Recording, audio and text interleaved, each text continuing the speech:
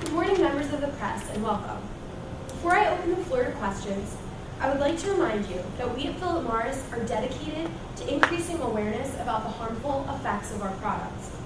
We make active attempts to prevent youth smoking, and we fully endorse, as well as monetarily support, retailer programs that ensure all cigarette consumers have their age verified at purchase counters. I will now accept any questions, comments, or concerns you have about Philip Morris.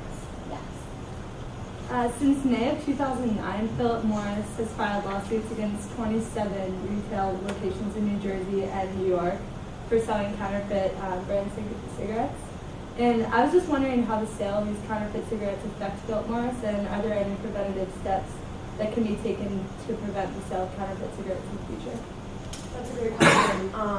That definitely, counterfeit cigarettes have affected the profits of Philip Morris. They're taking away from our profits because these counterfeit cigarettes are often being sold way underpriced and often not being taxed the way that cigarettes are supposed to be taxed according to the federal government.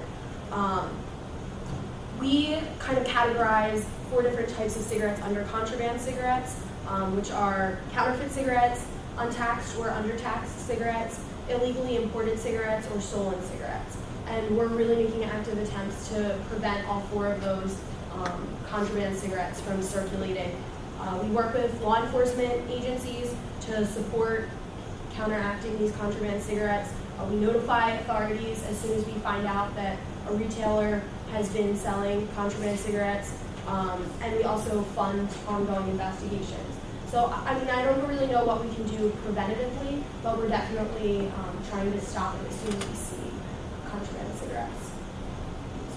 As you know, the use of cigarette products results in approximately 1,000 deaths per day. So, how do you personally cope with these moral transgressions and continue to work for one of the most deadly businesses in the world? Well, I mean, I'm very dedicated to Philip Morris. I enjoy working at the company. I enjoy the atmosphere that we have within our company. We at Philip Morris believe that smoking cigarettes should be an individual decision made by informed adults. So we're doing everything in our power to inform adults, provide them with all the information necessary to make that decision. We're not forcing anyone to smoke cigarettes. This is everyone who purchases cigarettes is doing so at their own free will. So I don't really see myself personally causing those deaths. Yes. With the growing cigarette butt littering problem, when do you plan to reduce it during such an environment where it's Yeah, we at Philip Morris acknowledge that cigarette butts constitute 28 to 33% of all litter nationwide. So that's a big percentage. We sponsor the Cigarette Litter Prevention Program. We tried to develop products with biodegradable filters, but the feedback was not very positive. People didn't enjoy the taste of it. So instead, we're really holding smokers and cities responsible for reducing the litter. We promote solutions like portable ashtrays, more receptacles in public areas, better enforcement of littering laws. And last year, we had this program in 178 cities across the country, and we actually succeeded in reducing cigarette littering by 46%.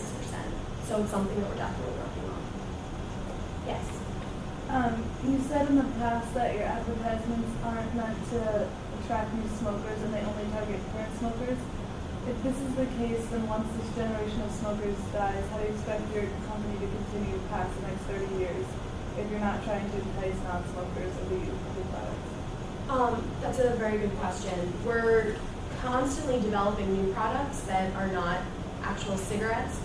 We recently acquired UST, a smokeless tobacco company, so we're definitely promoting that more heavily because it doesn't cause lung cancer, although there are, of course, also some negative implications of smokeless tobacco as well. But we're kind of just trying to work on new products. We don't want to harm our consumers, so we acknowledge that, yeah, after this generation of smokers is gone, there might not be any new smokers.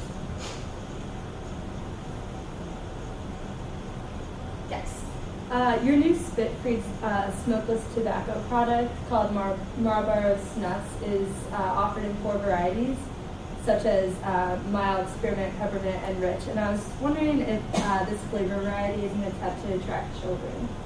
Well, we definitely don't want to attract children towards any of our products. Like I said, we're only marketing towards current adult cigarette smokers, and we want those smokers to be informed about their decision before they smoke.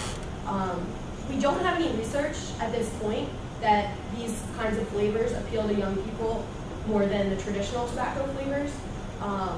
And really, as one of our spokespeople, Brian McCormick, said last week, the flavorings of smokeless tobacco products are meant to address the preferences of adults who are interested in smokeless products.